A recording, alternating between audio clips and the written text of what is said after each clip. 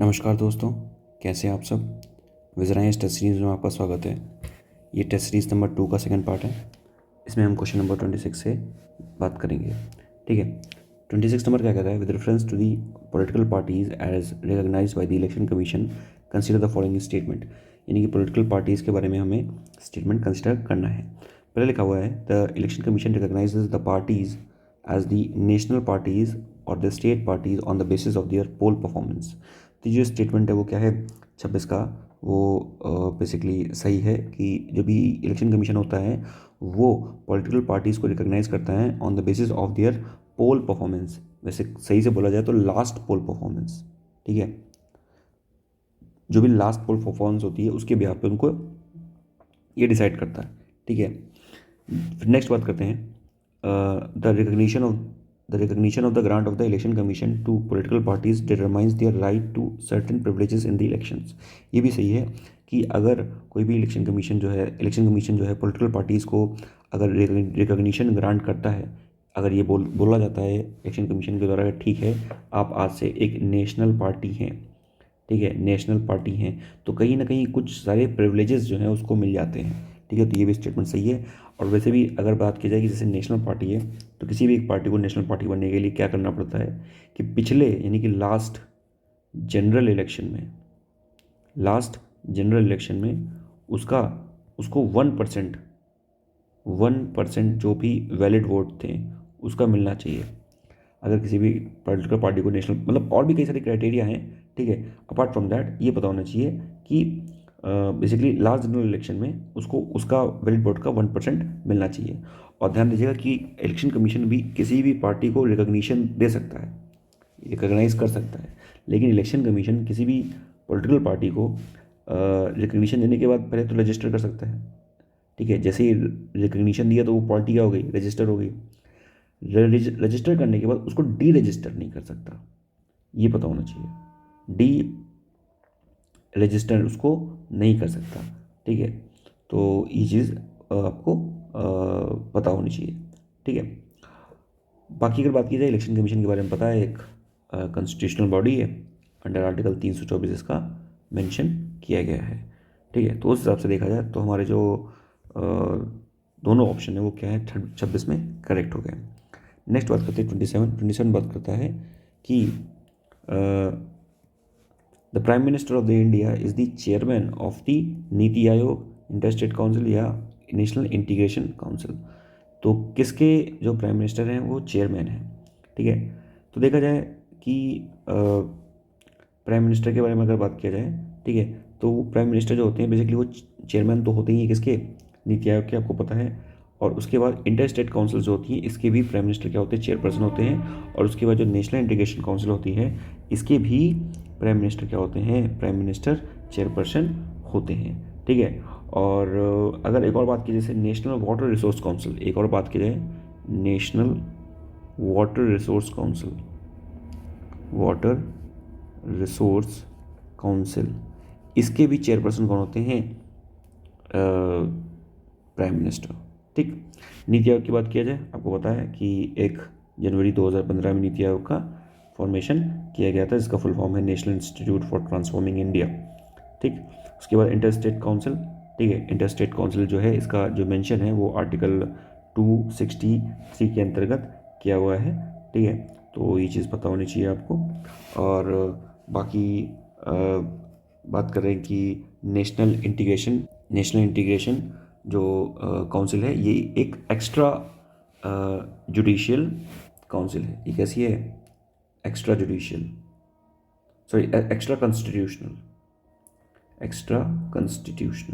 What is the meaning of extra constitutional, यानी कि constitution में इसका प्रावधान कहीं पर भी मेंशन नहीं दिया है। ठीक है, और जो भी इसको चेयर कौन करता है, इसको चेयर करता है प्राइम मिनिस्टर। सारे जितने बताया मैंने, NITI Aayog, interstate council, national integration council, national water resource councils, इन सबको कौन कौन चेयर करता है, इन सबको प्राइम मिनिस्टर चेयर करता है। तो उस हिसाब से देखा जाए तो 1, 2 और 3 यानी कि 27 का जो हमारा डी ऑप्शन है वो क्या हो जाएगा, 27 का डी ऑप्शन हमारा करेक्ट हो जाएगा। फिर बात करते हैं 28 नंबर। 28 लिखा consider the following statement regarding the cabinet committee. तो कैबिनेट कमेटी के बारे में कौन सा स्टेटमेंट सही है। ठीक है, तो कैबिनेट कमेटी जो है तो लिखा हुआ है कि फर्स्ट लिखा है कि cabinet committee they are the extra constitutional bodies. तो ये जो स्टेटमेंट है वो सही है कि जो कैबिनेट कमेटी है वो क्या है, वो बेसिकली एक्स्ट्रा कॉन्स्टिट्यूशनल बॉडी है। ठीक है, तो ये चीज़ पता होना चाहिए। और इनकी जो जो मेंशन है, जो भी कैबिनेट कमेटी का जो मेंशन है, वो जो भी rules of the business of the houses हैं, ठीक है, उसमें इसका मेंशन किया हुआ है। ठीक है, फिर बात किया गया कि all the cabinet committees are headed by the prime minister. ऐसा ज़रूरी नहीं है, मोस्टली जो कैबिनेट कमेटी होती हैं वो बेसिकली प्राइम मिनिस्टर हेड करते हैं, पर ऐसा ज़रूरी नहीं है कि हर बार जो कैबिनेट कमेटी है उसको प्राइम मिनिस्टर ही हेड करेंगे। तो उस हिसाब से देखा जाए तो 28 का ऑप्शन नंबर ए जो है वो करेक्ट है। और कैबिनेट कमेटी की अगर बात किया जाए तो कैबिनेट कमेटी बेसिकली दो टाइप की होती हैं, एक होती है स्टैंडिंग कमेटी और दूसरी होती है एडहॉक कमेटी। ठीक है, एडहॉक कमेटी, दोनों में फ़र्क क्या है? स्टैंडिंग कमेटी थोड़ी बहुत एक परमानेंट नेचर की होती है, ठीक है, परमानेंट नेचर की होती है, और एडहॉक कमेटी जो होती है वो टेम्पोररी नेचर की होती है। ठीक है, एडहॉक कमेटी जो एक कोई अगर इशू चल रहा है, कोई एक मुद्दा है, उस मुद्दे पर बनती है, इशू पर बनती है। अगर वो इशू जो है वो सॉल्व हो गया है, वो रिजॉल्व हो गया है, तो कमेटी जो है एडहॉक कमेटी वो भी क्या हो जाएगी, एबॉलिश हो जाएगी। ठीक है, पर जो स्टैंडिंग कमेटी मोस्टली क्या होती है, वो बेसिकली परमानेंट नेचर की होती है। मेंबर्स की बात की जाए तो जो मेंबर्स होते हैं स्टैंडिंग जो कैबिनेट कमेटी के, लगभग 3 से लेकर 8-10 मेंबर जो होते हैं वो इसके मेंबर होते हैं। तो ये चीज़ इतनी आपको पता रहनी चाहिए रिगार्डिंग इट। ठीक, क्वेश्चन नंबर 28 का ऑप्शन जो ए है वो करेक्ट हो गया। नेक्स्ट बात करें, in the context of the global economic society for the world wide internet interbank the financial telecommunication shift refers to the which of the following statements correct. आपको पता है कि जब अभी रशिया पर जो सैंक्शंस लगे थे तो उस टाइम पर एक स्विफ्ट पेमेंट सिस्टम था, वो बहुत ही लाइमलाइट में आ रहा था, उसकी यहीं पर बात की गई है।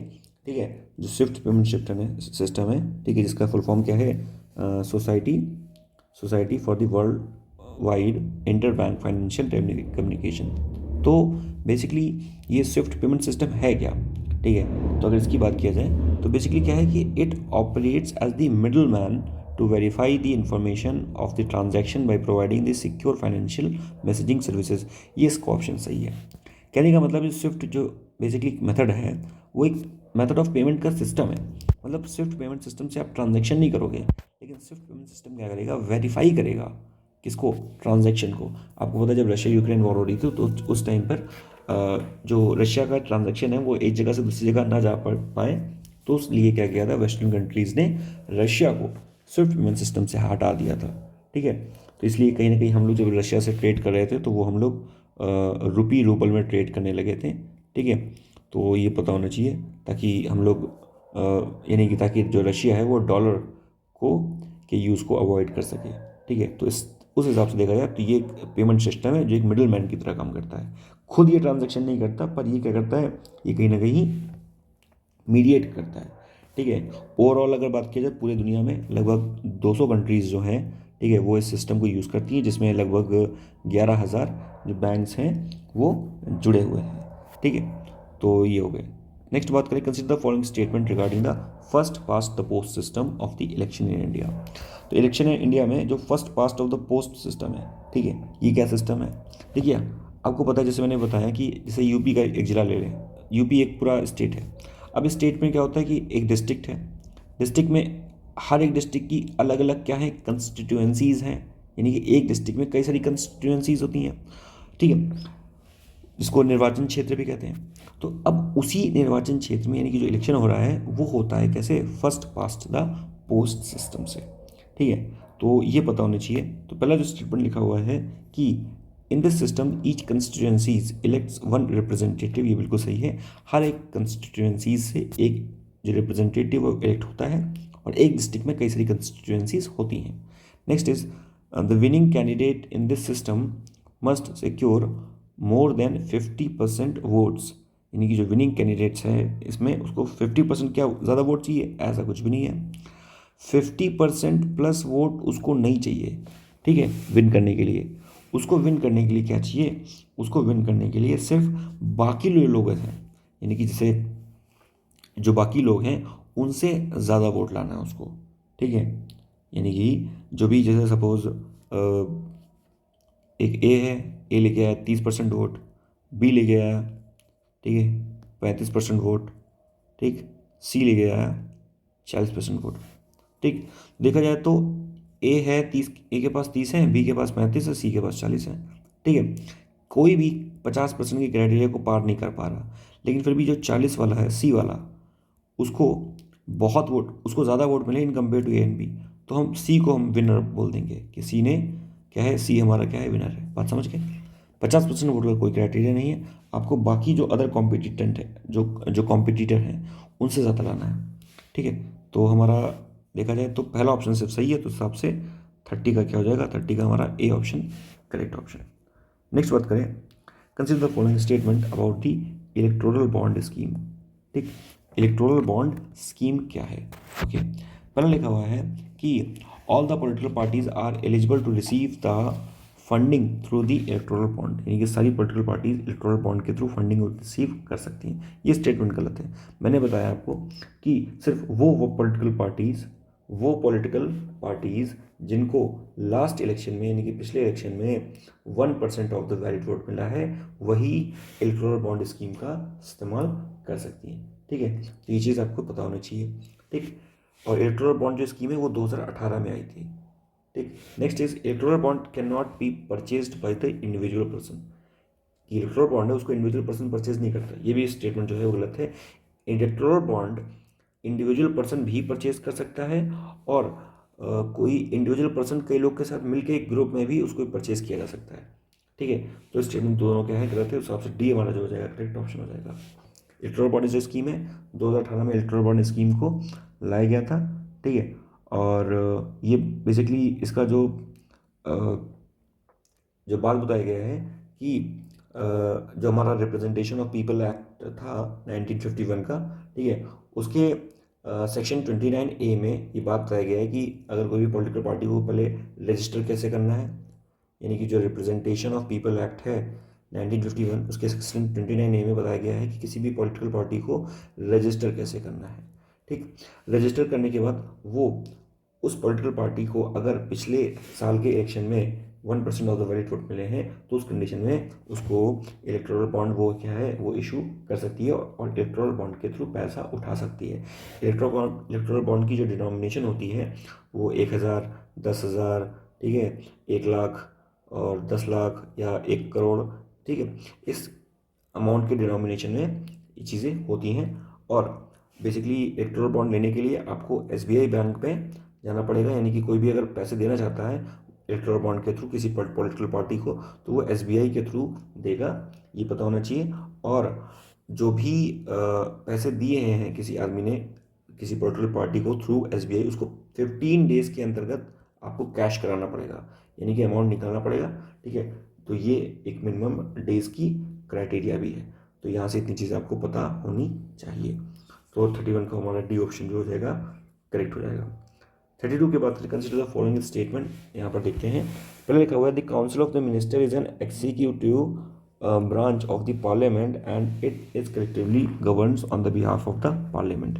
बिल्कुल सही बात कर रहे हैं कि भैया जो काउंसिल ऑफ मिनिस्टर है वो क्या है, एग्जीक्यूटिव ब्रांच है।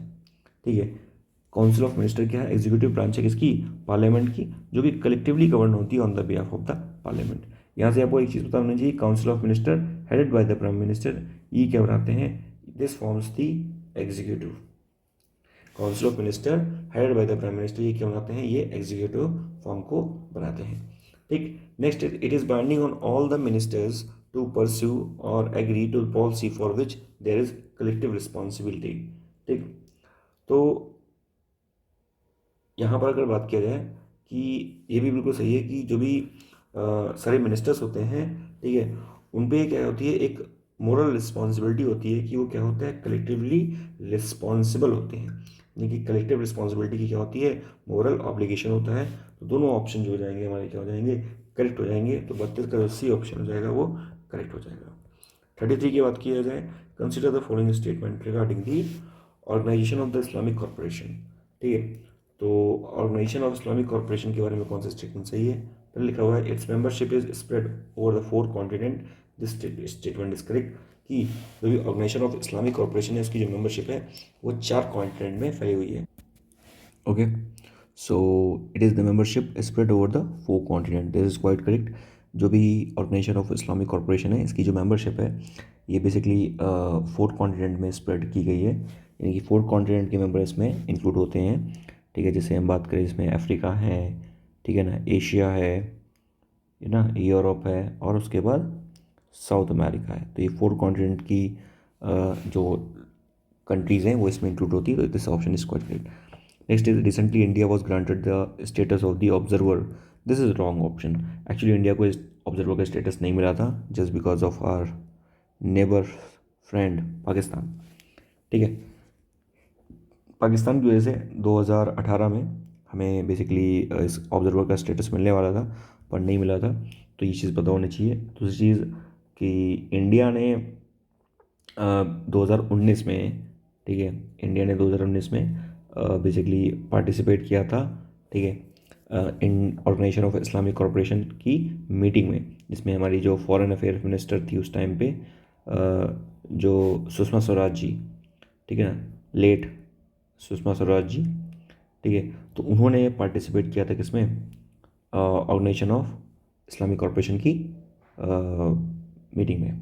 ठीक है, और बेसिकली इसका काम क्या है, ये जो ऑर्गेनाइजेशन ऑफ इस्लामिक कॉरपोरेशन जो है ये लगभग नियर अबाउट 57 जो कंट्रीज़ हैं उसमें क्या करती है, उसमें स्प्रेड है। और इसका काम सिर्फ क्या है कि जो भी कहीं पर भी जो इस्लामिक पीपल हैं ठीक है ना, तो उनके कोई भी वेलफेयर जो है वो उसका कोई भी प्रॉब्लम नहीं हो, यानी कि उनको कोई प्रॉब्लम ना बने, उनके जो राइट्स हैं वो कहीं ना कहीं सेफ गार्ड रहें, इन सारी चीज़ों को देखते हैं। उस हिसाब से देखा जाए पहला स्टेटमेंट हमारा सही है, दूसरा स्टेटमेंट गलत है, तो हमारा ए ऑप्शन जो हो जाएगा 33 का ए वो हो जाएगा हमारा करेक्ट ऑप्शन। 34 की बात की जाए, with reference to the inter state council which of the following statements are correct. Inter state council के बारे में बात किया गया है, पहले लिखा हुआ है it was established on the recommendation of the पुंची commission. तो बेसिकली बात की जाए कि जो इंटर स्टेट काउंसिल है तो वो पुंची कमीशन की रिकमेंडेशन से नहीं इस्टेब्लिश किया गया था, एक्चुअली इसको इस्टेब्लिश किया गया था सरकारिया कमीशन की रिकमेंडेशन से, जिसको मैंने बताया कि 1993 में सरकारिया कमीशन आया था और 87 तक उसने रिपोर्ट दी थी। ठीक है, तब जब 87 तक उसने रिपोर्ट दी तब जो इंटर स्टेट काउंसिल्स है, ठीक है, उसका जो निर्माण किया गया था 1990 में। ठीक है, तो ये चीज़ पता होना चाहिए, जो कि बेसिकली जो वीपी सिंह थे जनता गवर्नमेंट से उनके टाइम पे इसका निर्माण किया गया था, इसका फॉर्मेशन किया गया था। Next is it secretariat also function as the secretariat of the zonal council. ये बिल्कुल सही स्टेटमेंट है कि जो भी इंटर स्टेट काउंसिल का जो सेक्रेटरीट होगा वो फंक्शन करेगा as the secretariat of the zonal council. ठीक है, तो ये चीज़ आपको पता रहना चाहिए कि और ये जो चीज़ बताई गई थी कि जो इंटर स्टेट काउंसिल का जो बेसिकली जो सेक्रेटरीट होगा वो फंक्शन करेगा as the secretariat of zonal council, ये बेसिकली 2011 से ये नियम लागू हो गया था। और जो सेक्रेटरीट है वो होता कौन है, बेसिकली ये वही सेक्रेटरीट होता है जो secretary of government of India होता है, मोस्टली वही सेक्रेटरी होता है। तो उस हिसाब से देखा जाए जो हमारा जो पहला ऑप्शन वो हो गया गलत हो गया, दूसरा ऑप्शन सही हो गया, तो हिसाब से 34 का हमारा जो बी ऑप्शन हो जाएगा वो क्या हो जाएगा, करेक्ट ऑप्शन हो जाएगा। ओके, अब बात करें 35 क्वेश्चन नंबर की, लिखा हुआ है with reference to the money bill consider the following statement. Money bill के स्टेटमेंट में कौन सा स्टेटमेंट सही है। ठीक है, तो मनी पहले लिखा हुआ है कि all the money bills are the financial bills but not all the financial bills are the money bill. तो ये स्टेटमेंट सही है कि जितने भी मनी बिल्स हैं वो सारे फाइनेंशियल बिल्स हैं, पर सारे के सारे फाइनेंशियल बिल्स मनी बिल्स नहीं हैं।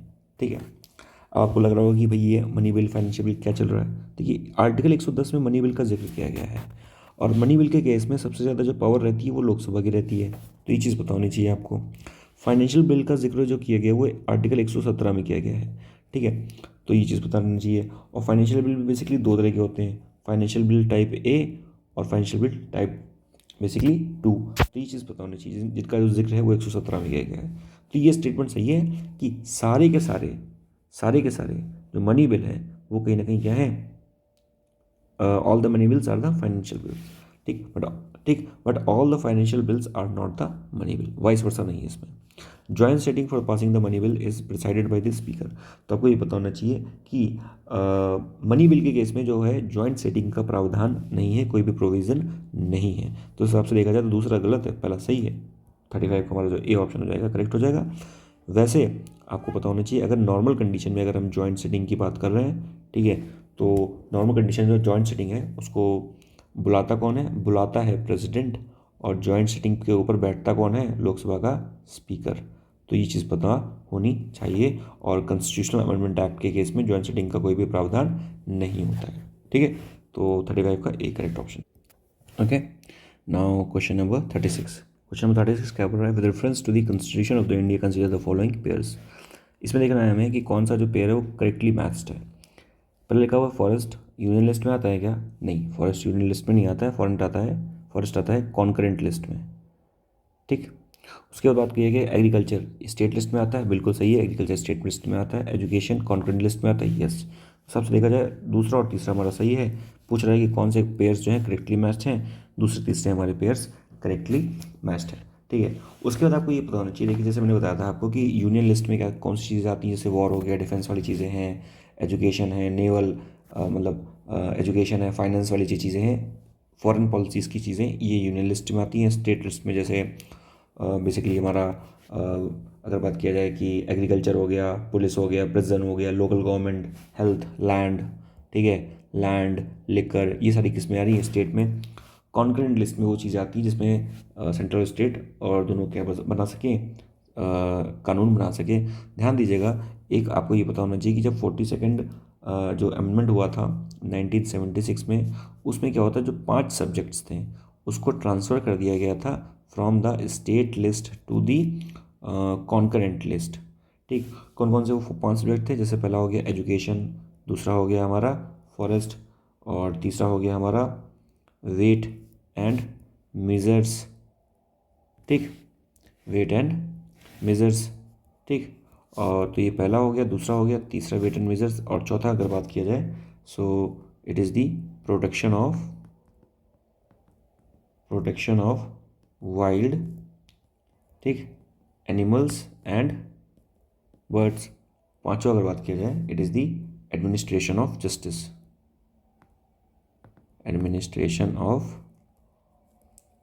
तो ये जो 5 टॉपिक्स थे, ठीक है, इनको हम लोगों ने क्या किया गया था, इनको मूव कर दिया था स्टेट लिस्ट से कॉन्करेंट लिस्ट में इन दी 42nd constitutional amendment act of 1976।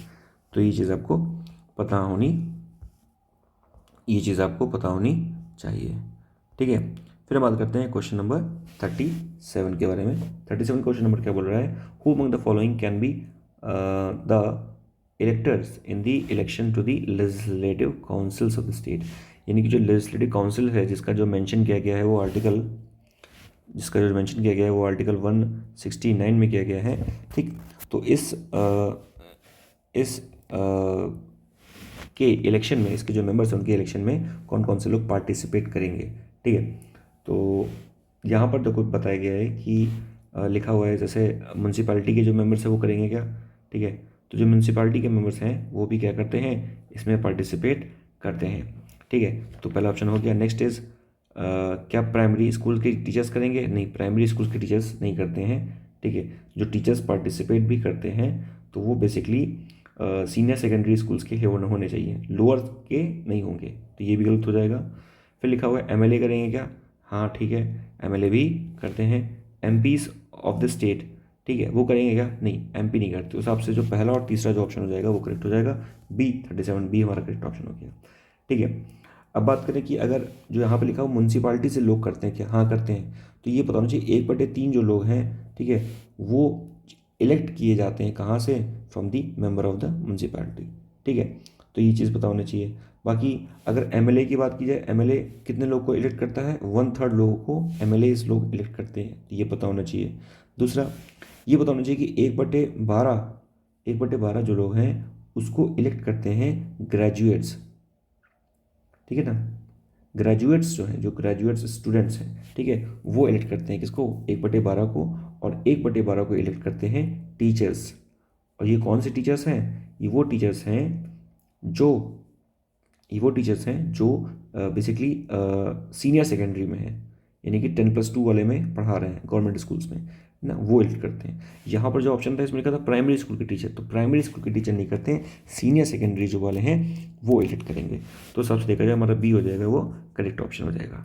38 देखा जाए, in case of the vacancy in the office of the speaker and deputy speaker in the Lok Sabha who may elect any member as an acting speaker. तो यानी कि अगर speaker भी नहीं है और डिप्टी स्पीकर भी नहीं है तो एक्टिंग स्पीकर को कौन इलेक्ट करेगा? तो बेसिकली आपको ये पता होना चाहिए, जो प्रेसिडेंट होता है वो क्या इलेक्ट किसको इलेक्ट करेगा? वो एक्टिंग स्पीकर को इलेक्ट करेगा। यानी कि अगर स्पीकर भी नहीं है, अगर स्पीकर भी नहीं है और डिप्टी स्पीकर भी नहीं है तो उस कंडीशन में प्रेसिडेंट क्या करेगा? प्रेसिडेंट एक एक्टिंग स्पीकर को इलेक्ट कर देगा अमंग्स दी मेंबर। तो ये चीज़ आपको पता होनी चाहिए। 39 की बात करें, consider the following statement regarding the white cheeked macaw. White चीज मैकाऊ को रिसेंटली देखा गया था, तो इसके स्टेटमेंट में कौन सी चीज़ें सही हैं? पहला लिखा हुआ है कि they have the long long thick hairs on the neck and the longer tail than the other macaw species. ये सही है कि इनकी क्या होती है कि इनकी लॉन्ग थिक हेयर होती है then the other macaw species. ठीक है, तो ये बिल्कुल सही है। दूसरा लिखा हुआ है कि इनको वाइल्ड लाइफ प्रोटेक्शन एक्ट 1972 के शेड्यूल 1 में रखा हुआ है, ये गलत है। इनको वाइल्ड लाइफ प्रोटेक्शन एक्ट 1972 में जगह नहीं दी गई है किसी भी शेड्यूल में। तो हिसाब से देखा जाए 39 का हमारा ऑप्शन नंबर ए जो है वो करेक्ट ऑप्शन है।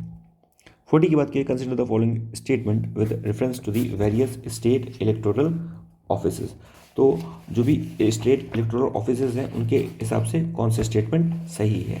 ठीक है, पहले लिखा हुआ है the chief electoral officers at the state level is appointed by the governor. देखिए, अभी मैंने इसकी पीछे बात भी की थी कि जो भी इसमें पूछा कि कौन सा स्टूडेंट करेक्ट नहीं है। ठीक है, मैंने पीछे बात की थी कि जो भी चीफ इलेक्टोरल ऑफिसर है स्टेट लेवल पे उसको बेसिकली क्या गवर्नर के द्वारा अपॉइंट नहीं किया। ठीक है, जो भी चीफ इलेक्टोरल जो ऑफिसर होता है, ठीक है, उसको अपॉइंट किया जाता है by the chief election commission, by the chief election commissioner. तो जो भी चीफ इलेक्शन कमिश्नर होता है वो अपॉइंट करता है किसको? चीफ इलेक्टोरल ऑफिसर को, ना कि गवर्नर। तो जो पहला स्टेटमेंट हो जाएगा वो क्या है? गलत है। Next is returning officer at the district level is nominated by the district magistrate of the district. ठीक है, मैंने बताया था रिटर्निंग जो ऑफिसर है जब उसकी बात की जा रही थी, ठीक है, तो रिटर्निंग ऑफिसर को जो इलेक्शन कमीशन है, इलेक्शन कमीशन जो है, ठीक, वो इलेक्शन कमीशन किसको नॉमिनेट करता है? इलेक्शन कमीशन जो है वो रिटर्निंग ऑफिसर को नॉमिनेट करता है with the help of the local government. तो लोकल गवर्नमेंट और इलेक्शन कमीशन दोनों लोग मिलकर किसको नॉमिनेट करते हैं? नॉमिनेट करते हैं किसको? रिटर्निंग ऑफिसर को। यानी कि डिस्ट्रिक्ट मजिस्ट्रेट का उसमें कोई रोल नहीं होता। तो हिसाब से जो पहला ऑप्शन दूसरा ऑप्शन दोनों गलत है। पूछ रहा था कौन सा गलत है, दोनों गलत हैं। ठीक है, क्वेश्चन नंबर 41 में लिखा हुआ है with reference to the municipal corporation consider the following statement. ठीक है, आपको पता है कि जैसे एक जगह होती है नगर पालिका, ठीक है, और ठीक है, तो ठीक है, नगर पालिका मतलब कि एक होता है म्युनिसिपैलिटी, ठीक है, और ये है म्युनिसिपल कॉर्पोरेशन। आपको सिर्फ अगर हिंदी में समझना है तो इतना पता होना चाहिए कि जो म्युनिसिपल कॉर्पोरेशन होता है ये जो मेट्रोपॉलिटन सिटीज़ होती हैं, ठीक है, मेट्रोपॉलिटन जो सिटीज़ होती हैं वहाँ पर होता है म्युनिसिपल कॉर्पोरेशन। ठीक है, और जो छोटी सिटीज़ होती है मेट्रोपॉलिटन से वहाँ होता है क्या? म्युनिसिपैलिटी। इतना पता होना चाहिए। तो म्युनिसिपल कॉर्पोरेशन के रिगार्डिंग में कौन सा स्टेटमेंट सही है? पहले लिखा हुआ है they are established in the state by an act of the concern state legislature. यानी कि इनका जो इस्टेब्लिशमेंट है वो स्टेट में इस्टेब्लिश किया जाता है by the concern state legislature के एक्ट के द्वारा। तो ये सही है कि जो म्यूनसिपल कॉर्पोरेशन है उनको इस्टेब्लिशमेंट किया जाता है स्टेट लेजिस्लेचर के एक्ट के द्वारा। ठीक है, तो ये चीज़ आपको पता होनी चाहिए। ठीक, दूसरी बात किया जाए, लिखा हुआ है कि मेयर जो है is the chief executive authority of the corporation. ठीक है, तो देखा जाए कि जो चीफ एग्जीक्यूटिव जो अथॉरिटी है उसका जो अथॉरिटी का जो कॉर्पोरेशन है वो मेयर नहीं करता बेसिकली। फिर कौन करता है? मेयर की जगह कौन करता है? जो म्युनिसिपल कमिश्नर होता है, ठीक है, वो करता है। बात समझ गए? म्युनिसिपल कमिश्नर क्या करता है, चीफ एग्जीक्यूटिव अथॉरिटी होता है और कॉर्पोरेशन का काम करता है, मेयर नहीं करता। तो सबसे देखा जाए जो पहला स्टेटमेंट है वो क्या है, सही है, दूसरा क्या है, गलत हो गया। सबसे 41 का जो करेक्ट ऑप्शन हो जाएगा हमारा ऑप्शन नंबर 1। नेक्स्ट बात किया गया है कि consider the following statement regarding the major non NATO ally status. देखिए आपको पता है कि नेटो जो है, नेटो की अलाई बन सकते हैं आप, ठीक है। जैसे यूक्रेन पर जो वॉर हुआ है, ठीक है, बाय द रशिया, तो क्यों हुआ, क्योंकि वो नेटो का मेंबर बनना चाहता था, ठीक है। बट यहाँ बात किया कि major non NATO ally US जो है, ठीक है, यूएस क्या करता है कि यूएस डेजिग्नेशन देता है, ठीक है, कई सारे मेंबर्स को कि भैया देखो हम तुम्हें नॉन नेटो अलाई बनाएंगे, ठीक है। तो ये कौन करता है, यूएस देता है। तो अगर किसी एक कंट्री को यूएस ने डेजिग्नेशन दिया तुमको हम नॉन नेटो अलाई बनाएंगे, नॉन नेटो अलाई में क्या होता है कि आपको इंश्योरेंस एश्योरेंस मिलता है कि ठीक है हम तुम्हें देखेंगे, हेल्प करेंगे, टैक्टिक्स बताएंगे, ठीक है। लेकिन कहीं नॉन नेटो अलाई जितनी भी हैं उसमें सिक्योरिटी की बात नहीं करते हैं कि अगर तुम्हारे ऊपर लड़ाई होगी, किसी ने बम फोड़ दिया तो हम तुम्हें सिक्योरिटी की हेल्प देंगे, ऐसा कोई बात नहीं करते इसमें, ठीक है। तो सिक्योरिटी की कोई बात नहीं होती। तो पहला क्वेश्चन लिखा हुआ है statement it is designated assigned by the designation जो है assigned by the European union. तो ये जो डेजिग्नेशन है वो यूरोपियन यूनियन नहीं देता, ठीक है। तो ये जो डेजिग्नेशन है वो यूरोपियन यूनियन नहीं देता, ये यूएस के जो लॉज हैं, ठीक है, वो देते हैं। तो ये चीज़ पता होनी चाहिए। नेक्स्ट, और अभी अगर बात किया जाए कि अभी रिसेंटली क्या किया था, जो कतर है, ठीक है, जहाँ पर फीफा वर्ल्ड कप भी हुआ था, ठीक है, जिसमें अर्जेंटीना जीत गई थी, फ्रांस को हरा दिया था, ठीक है। तो बेसिकली कतर को क्या किया गया है, कतर को मेजर नॉन नेटो एलाई का जो है स्टेटस दिया गया है। तो पहला स्टेटमेंट हमारा क्या हो गया, गलत, okay. First statement is wrong. Next is it provides the military and the economic privileges as well as the intels the security commitment to the designated country. मैंने बताया अभी क्या, सिक्योरिटी कमिटमेंट की कहीं पर भी बात नहीं की जाएगी, किसमें, मेजर नॉन नेटो अलाई में। तो दो स्टेटमेंट 2 क्या होगा, गलत। पहला भी क्या हो गया, गलत। पूछ क्या रहा था इसमें, कौन सा करेक्ट है, तो 42 का डी यानी कि कोई भी करेक्ट नहीं है।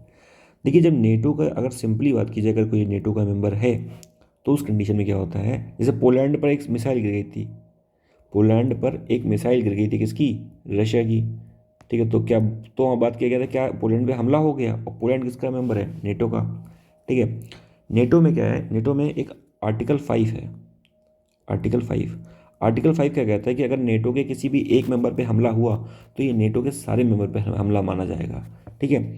तो और अभी तक ये जो आर्टिकल 5 है, तभी जब 9/11 का हमला हुआ था यूएस में, सिर्फ तभी ये आर्टिकल 5 क्या हुआ था, वॉयलेट हुआ था। यानी कि अभी तक आर्टिकल 5 सिर्फ एक बार वॉयलेट हुआ है, ठीक है। तो ये चीज़ आपको यहाँ से पता होनी चाहिए, ठीक।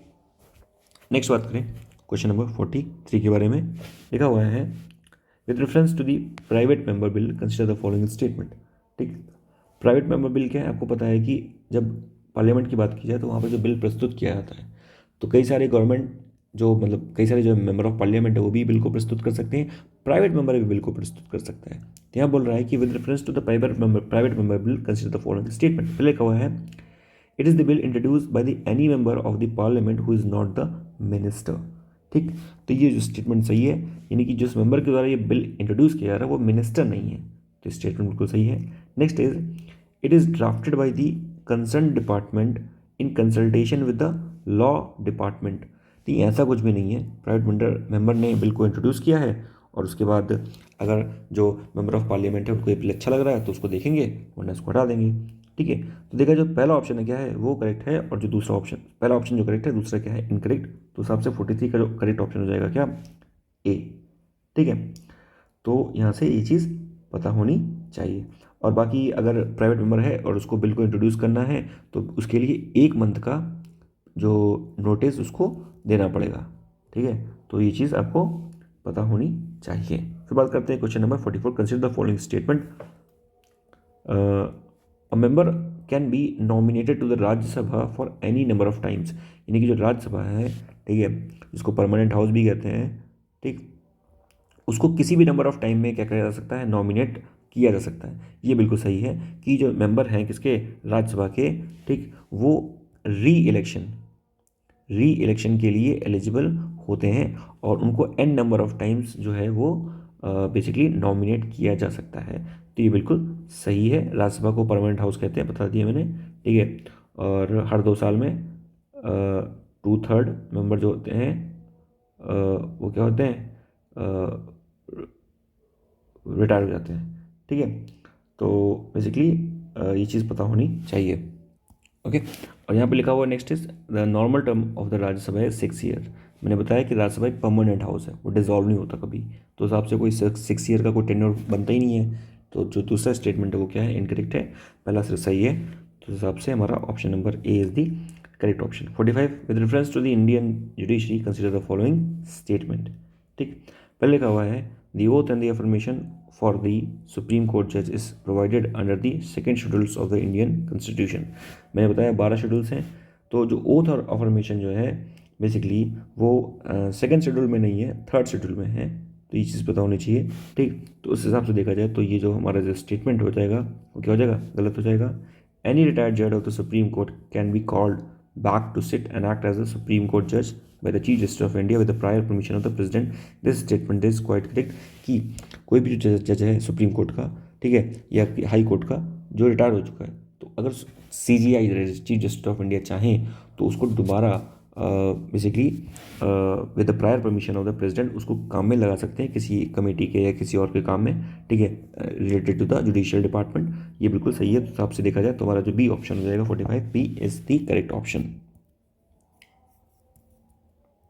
ओके, नाउ क्वेश्चन नंबर 46 में बोल रहा है कि कोई एक इंसान है, जैसे XYZ, किसी का नाम बोल दिया गया, तो वो बेसिकली सुप्रीम कोर्ट का क्या बन गया, जज बन गया है ना। What is the minimum age qualification so that he become a supreme court जज। यानी कि मिनिमम एज की क्वालिफिकेशन क्या है कि वो सुप्रीम कोर्ट का जज बन जाए। तो आपको पता है, जैसे मैंने बताया पहले, कि सुप्रीम कोर्ट का जज बनने के लिए कोई भी मिनिमम एज की क्वालिफिकेशन नहीं है, मैक्सिमम है आपकी 65 ईयर की एज, ठीक है। मिनिमम कोई भी क्वालिफिकेशन एज नहीं है, ठीक है। So no minimum age prescribed in the constitution. बाकी अगर आपको सुप्रीम कोर्ट का जज बनना है तो कुछ क्वालिफिकेशन भी होनी चाहिए आपके पास, जैसे पास सिटीजन्स होने चाहिए आप इंडिया में, और अगर आप एक हाई कोर्ट के एक एडवोकेट हैं, ठीक है, तो आपने एटलीस्ट 5 साल तक एडवोकेसी की होनी चाहिए। फिर उसके बाद अगर बात करें कि अगर हाई कोर्ट के आप एक जज हैं तो आप 5 साल तक जज रहे हों, और अगर आप एक एडवोकेट हैं हाई कोर्ट के, तो उस कंडीशन में आप 10 साल तक एडवोकेसी की हो। तो ये कुछ कंडीशंस है। अगर हाई कोर्ट के जज हैं तो 5 साल तक किया हो आपने जज के पद पर काम, एडवोकेट हैं 10 साल तक किया हो, सिटीजन्स हो इंडिया के, ठीक है ना। तो उस कंडीशन पर आप एलिजिबल हो सकते हैं सुप्रीम कोर्ट के जज बनने के लिए। बाकी सुप्रीम कोर्ट के जज के लिए कोई भी मिनिमम एज की क्वालिफिकेशन नहीं है, मैक्सिमम एज की क्वालिफिकेशन है 65 ईयर ऑफ एज। ये आपको पता रहना चाहिए। नेक्स्ट हम बात करें कि question number 47, consider the following statement regarding the smile scheme. तो जो स्माइल स्कीम्स है ये गवर्नमेंट के द्वारा लॉन्च की गई थी, ठीक है। तो इस स्माइल स्कीम्स का क्या ऑब्जेक्टिव है, ठीक है। तो बेसिकली जो स्कीम थी इसको लॉन्च किया गया था by the ministry of social justice and empowerment, ठीक है। ये एक सेंट्रल सेक्टर स्कीम है, सेंट्रल सेक्टर, यानी कि पूरा जो पैसा है वो सेंटर ने लगाया है। Smile schemes is for the rehabilitation of the marginalised individual. ये बिल्कुल सही है। जो स्माइल स्कीम्स है वो रिहेबिलिटेशन करती है किसकी, मार्जिनलाइज्ड इंडिविजुअल की। Next, it provides the housing facility and the skill development. ये भी सही है कि स्माइल स्कीम के अंतर्गत हाउसिंग फैसिलिटी और जो भी स्किल डेवलपमेंट है, ठीक है ना, इस पर काम किया जाएगा by the government. Next is it has the provision of the transgender protection sales under the district magistrate. तो देखिए बिल्कुल सही है, स्माइल जो प्रोजेक्ट है, जो स्कीम है, उसमें ट्रांसजेंडर प्रोटेक्शन सेल्स के बारे में बात किया गया, इनके वेलफेयर के बारे में बात किया गया है। बट द थिंग इज़ कि कैच यहाँ पर यह है कि it's not under the district magistrate, ठीक है। Actually it is under the directorate general of police, that is DG, directorate general of police, ठीक है। तो इसके अंतर्गत, डिस्ट्रिक्ट मजिस्ट्रेट के अंतर्गत नहीं, तो थर्ड ऑप्शन जो हो जाएगा वो इनकरेक्ट हो जाएगा, ठीक है। बाकी ये वेलफेयर स्कीम है, ठीक है, जिसमें जो ट्रांसजेंडर पीपल हैं, ठीक है, उनके वेलफेयर की बात की गई है, उनके बारे में बात की गई है, या फिर जो लोग बेगिंग करते हैं, ठीक है, उनके बारे में बात की गई कि उनको भी हमको क्या करना है, प्रोटेक्ट करना है। तो सबसे देखा जाए पहला और दूसरा जो हमारा हो जाएगा करेक्ट ऑप्शन हो जाएगा। 48 के बारे में बात है, consider the following statement regarding the PM care fund, ठीक है ना, फॉर चिल्ड्रन स्कीम। ठीक, तो पीएम केयर फंड के बारे में अगर बात किया जाए तो ये क्या है, it has been launch to ensure the rehabilitation and gap funding for ensuring the education of the children who have lost both parents during the कोविड-19। सही है कि जिन पेरेंट्स ने कोविड-19 ने, जिन बच्चों ने कोविड-19 में अपने पेरेंट्स खो दिए हैं, ठीक है, तो उनके बेसिकली एजुकेशनल जो भी फंडिंग है, एजुकेशनल गैप्स जो है रिहेबिलिटेशन के लिए, ठीक है, इसमें इस स्कीम में PM CARES for the children's fund की स्कीम में बात किया गया है। ये स्टेटमेंट सही है। Next is it will provide the monthly stipend from the age of 18 years and lump sum of 10 lakhs attaining the age of 23 years of the age. This is also quite correct option. तो अगर देखा जाए तो 48 का हमारा सी हो जाएगा, that is हमारे जो दोनों ऑप्शन हैं वो क्या हैं, करेक्ट हैं। 49 के बारे में बात किया गया कि in which of the following state cases the supreme court has the original jurisdiction. ठीक है, तो सुप्रीम कोर्ट की अगर ओरिजिनल जुरिस्डिक्शन की बात की जाए तो आर्टिकल 131 में, ठीक है, आर्टिकल 131 में सुप्रीम कोर्ट ने ओरिजिनल जुरिस्डिक्शन की बात की है। ठीक है, वैसे अगर बात की जाए कि वैसे ओरिजिनल जुरिस्डिक्शन होता क्या है, ठीक है, अगर आपसे कोई पूछ ले कि what is the original jurisdiction, ठीक है, तो ओरिजिनल जुरिस्डिक्शन का मतलब सिर्फ इतना होता है कि जो भी जो डिस्प्यूट्स हैं, ठीक है, उस डिस्प्यूट्स में अगर कोई भी केस आता है, जैसे सुप्रीम कोर्ट यहाँ पर है, इस सुप्रीम के कोर्ट के पास कोई भी केस आया तो केस कैसे आ सकता है, या कोई अपील करेगा, ठीक है, लेकिन ओरिजिनल जुरिस्डिक्शन का मतलब क्या है कि सुप्रीम कोर्ट ना अपील पे नहीं आ रहा, वो जो केस है वो अपील पे नहीं आ रहा, डायरेक्टली वो आ रहा है। अपील पे आएगा तो पहले लाइन लगानी पड़ेगी, डायरेक्टली वो आ रहा है, अपने बहुत ज़्यादा इंपॉर्टेंस रखता है। सुप्रीम कोर्ट के पास क्या है, ओरिजिनल जुरिस्डिक्शन है। तो कौन कौन से जो मैटर्स है जिसमें सुप्रीम कोर्ट अपने ओरिजिनल जुरिस्डिक्शन को एक्सरसाइज करता है, ठीक है, तो बेसिकली सुप्रीम कोर्ट जो है ओरिजिनल जुरिस्डिक्शन को जो अपना एक्सरसाइज करता है वो एक्सरसाइज करता है अंडर द रिट जुरिस्डिक्शन। ठीक है, सुप्रीम कोर्ट है जो ओरिजिनल जुरिस्डिक्शन को अप्लाई करता है, जो भी एप्लीकेबल है अंडर द रिट जुरिस्डिक्शन। ठीक है, जिसमें वो जैसे अगर बात किया जाए जो सेंट्रल और स्टेट के रिलेशंस हैं, अगर कोई डिस्प्यूट हो गया बिटवीन द सेंट्रल स्टेट, उसको ही करेगा, स्टेट और स्टेट के बीच में अगर कोई डिस्प्यूट हो गया उसको भी ये देखेगा। ठीक है, तो ये चीज़ पता होनी चाहिए, सेंट्रल स्टेट, स्टेट के बीच में अगर कोई डिस्प्यूट हो जाता है तो ये आपको सुप्रीम कोर्ट देखेगा।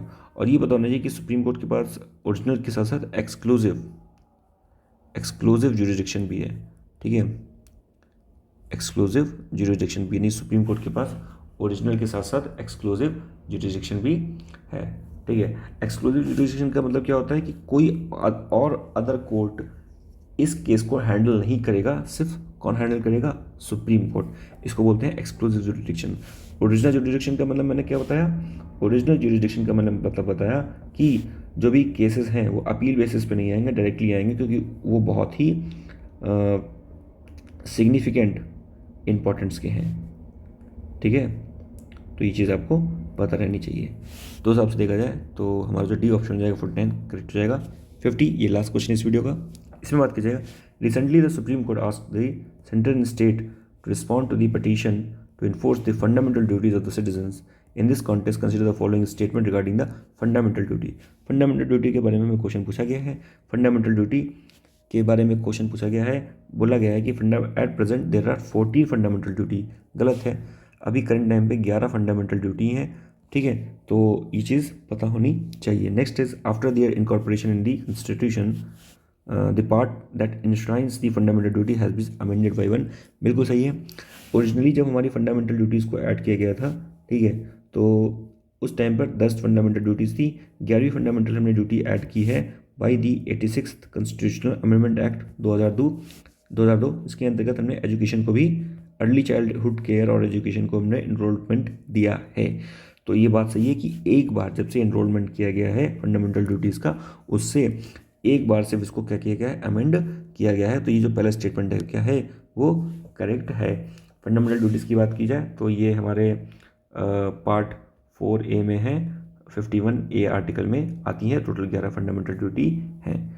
तो ये बिल्कुल सही है। इस हिसाब से देखा जाए तो हमारा जो 50 में हमारा ऑप्शन जो बी हो जाएगा वो क्या हो जाएगा, करेक्ट।